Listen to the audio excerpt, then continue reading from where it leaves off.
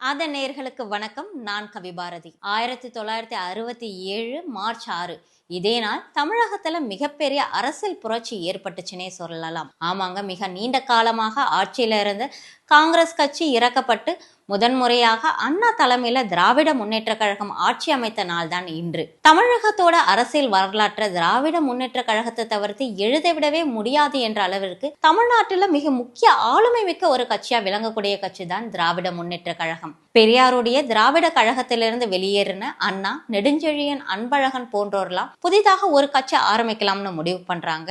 1949 ஆண்டு ராபின்சன் பூங்கால அண்ணா அவர்கள் அறிவிக்கிறாங்க, நாங்க புதிதாக ஒரு கட்சியை ஆரம்பிக்க போறோம், அந்த கட்சிக்கு திராவிட முன்னேற்ற கழகம்னு பெயர் வைக்கிறோம்னு சொல்றாங்க. ஆனால் பெரியார் மீது மிகப்பெரிய அளவில் மரியாதை வைத்திருந்த அண்ணா அவர்கள் திராவிட முன்னேற்ற கழகத்திற்கும் திராவிட கழகத்திற்கும் அடிப்படை கொள்கை ஒன்றுதான் அப்படின்னு சொன்னாரு.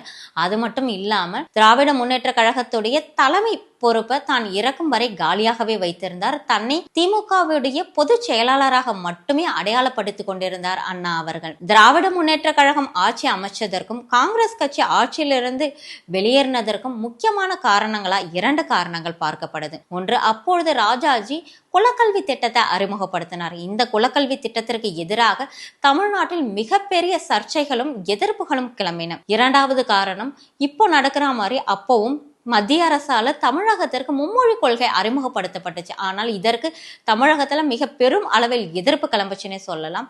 அப்ப மட்டும் இல்லைங்க, இப்ப வரைக்கும் மும்மொழி கொள்கை விஷயத்துல தமிழ்நாட்டோட பதில் எப்பொழுதும் நோவாதான் இருந்திருக்கு. ஹிந்தி எதிர்ப்புக்கு எதிராக அண்ணா அவர்கள் மிகப்பெரிய போராட்டங்களை நடத்தினார்.